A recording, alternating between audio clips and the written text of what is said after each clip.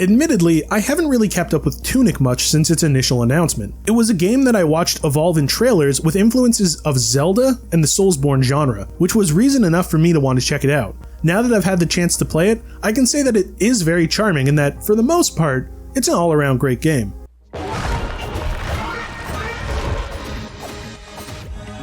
In Tunic, you play as a cute little fox warrior. You wake up in a mysterious land where you must ring a number of bells and find some colored gears. There's no real dialogue to speak of, so the fairly simple story is conveyed through signs and environments. The story isn't especially important to this kind of game, but I like the world that Tunic has set up. It feels ancient and mystical without really needing to explain anything. Tunic plays like Zelda 1 in that you're dropped into a world and expected to explore for yourself while slashing away at foes. You start with a mere stick as your weapon, but through exploration, you eventually find everything from a sword to a magic wand that shoots energy blasts. Eventually, you can even find a magic shotgun, which is comical when wielded by a goofy little fox. This variety of weapons and tools makes combat continually interesting throughout the game, as you can change up your tactics with different enemies. And there are plenty of unique enemy types to encounter, which can be handled in different ways.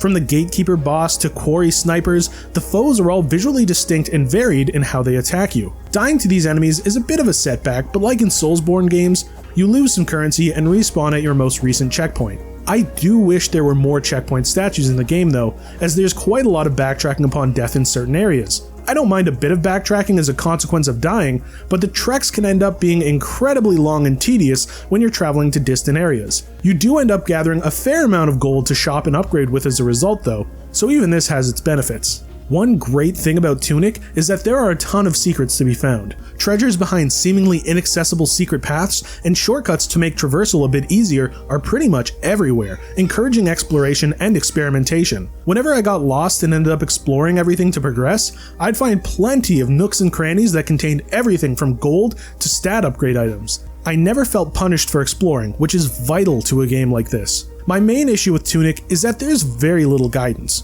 Don't get me wrong, this kind of freedom is primarily a good thing, but when even the optional instruction guide that you can collect is mainly written in a fantastical language, it can get a bit confusing. For example, I didn't know how to upgrade my stats for quite a while because the way the process was presented to me made me think I'd be selling these upgrade items, which can only be used at a statue. So while I like the freedom afforded by the lack of directions, a little bit of guidance in the mechanics would have been greatly appreciated. There are also a few minor glitches that could use patching. I fell through a few floors and got stuck in objects a few times, but ideally these bugs will be squashed around launch. Once you do upgrade your stats, you feel godly. Suddenly, challenging areas are far more manageable and you're knocking down weaker enemies with ease. Though I prefer to upgrade for this reason, I appreciate that you don't really have to upgrade your stats if you're more into a harsher challenge. One of the most appealing parts of Tunic is definitely its visuals, which are gorgeous to say the least. There's a colorful sense of whimsy in the visual style, which perfectly suits the world and its characters. There's a charming simplicity to the overall design of things, which helps make Tunic feel like it was pulled straight out of a storybook. The music is similarly delightful, as it has a synthy dreaminess that further elevates the relaxing atmosphere. It's strangely relaxing for a game that has you hack up foes while ringing bells and blowing stuff up, but the laid-back aesthetic somehow works well with it.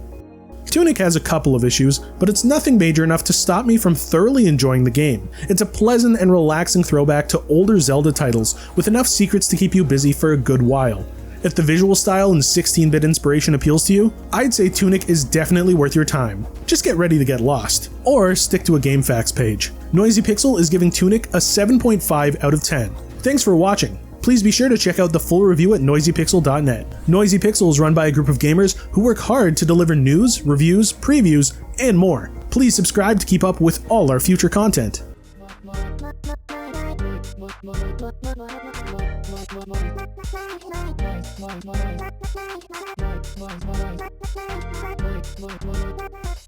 Noisy Pixel.